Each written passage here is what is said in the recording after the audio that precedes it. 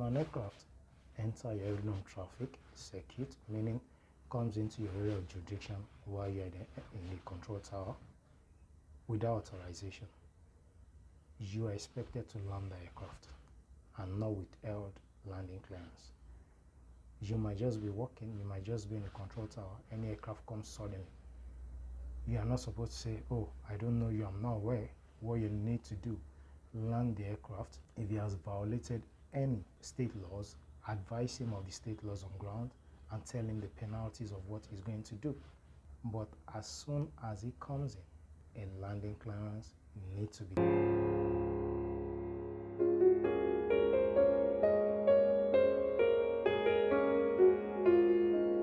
no case shall permission to land be withheld indefinitely.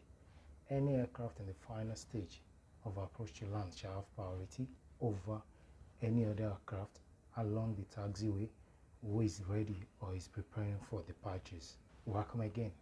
This is Aviation and Other Jargons. My name is Golf Oscar, and today we'll be talking about priority. There are priorities on ground and priorities in the air, but today we'll be specifically looking at priorities with aircraft in the air. Normally, you always wonder why some aircraft land before the others, or you are in a position whereby you just notice that aircraft keep landing, but you know some will be held holding while some coming first. But that is what we call priorities, or what some people just say right of way. So with respect to right of way or priorities in the air, there are certain aircraft that will be given priorities anytime they join the aerodrome traffic, meaning anytime they come into the airport area or the jurisdiction of the airport and they wish or they request to land, or they are in a position to land, they will be given priorities if they fall under the following conditions. Priorities for landing, and those that will be given priorities are: 1. Emergency aircraft. What do we understand by emergency aircraft? Emergency aircraft is an aircraft that is being compelled to land due to factors affecting the safe operation of the aircraft. Example of this might be aircraft in an emergency aircraft that have engine failure, aircraft that have fuel shortage, aircraft that have hydraulic problems, and the only thing on their mind is to safely land the aircraft and probably fix what the problem is. Anytime we hear or an aircraft call mayday, they declare an emergency, no matter what your aerodrome circuit, no matter who is flying around you, you go to the emergency aircraft and give it priority. It's the #1 priority aircraft. No matter who is flying, no matter what is going on, the moment an aircraft declares an emergency, they have the first priority. Number 2, we have ambulance aircraft. What do we mean by an ambulance aircraft?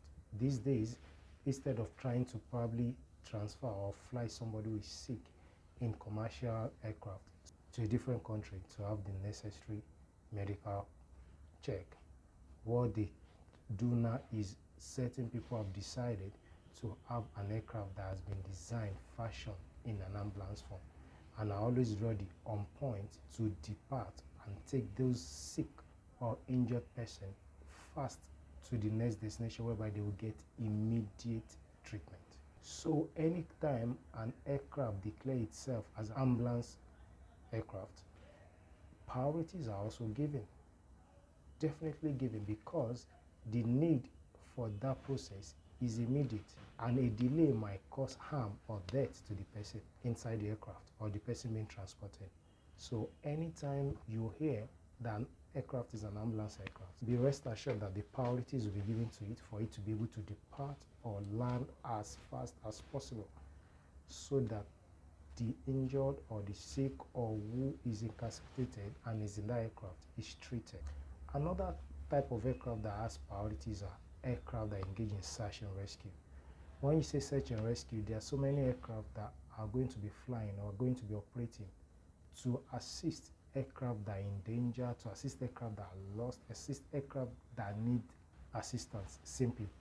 So anytime you have aircraft in the air giving or performing operation regarding aircraft in need of search and rescue, priorities will also be given. There have been different times whereby crashes or aviation accident or incident has occurred and the view of some of the managers on ground cannot be seen, helicopters or some aircraft might probably request to help and give you detailed coordinates and information that will assist you in that search and rescue.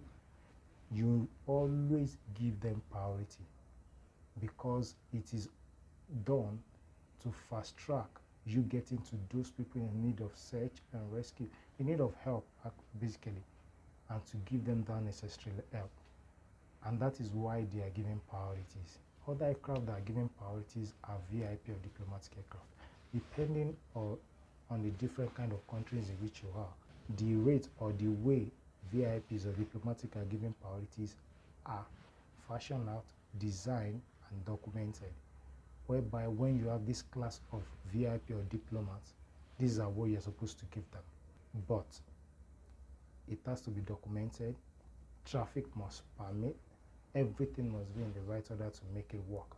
Some countries, like Nigeria, the president will always have 10 minutes out of before, and the vice president will have 5 minutes out of before. But with respect to diplomats, there are different procedures, there are different clearances that will be given, and approval from the state to know that, okay, these are the kind of priorities you give to these diplomats. But when it comes to president and vice president, it's stated. So it depends on what each country has in place in their documents, in their procedure, operation schedules on how they will handle those aircraft. So, and in our previous topic, we've talked about, when we're talking about flight delays, on how VIP movement affect flight delays. The reason why they affect flight delays is what we're talking about now, because of the order of priorities that are being given to them, because of the operation or because of the level of security that it needs to be protected. Because while they're in your country, as a diplomat, you have to ensure that everything that will keep them safe is done. The last one is any other aircraft, as may be determined by the appropriate authorities. There might be a memo telling you to give these people priority basically because of the operation or the service they will be rendering, and they've been approved and it has been circulated to people that will operate. You give those priorities. Then any other aircraft will be given priorities. But an aircraft on finals will always have priority over another aircraft on final, which is succeeding. So if you have an aircraft on finals and you have another aircraft in emergency or in the situation I've talked about, the one which is preceding, we might not be having any issue, we always have priority. A preceding aircraft on final, we have priority over a succeeding aircraft on final, no matter what happens, because configuration is set and the aircraft is committed to land. So I will run through it again like a list in order in which aircraft are to be given priorities. Number 1, aircraft in an emergency.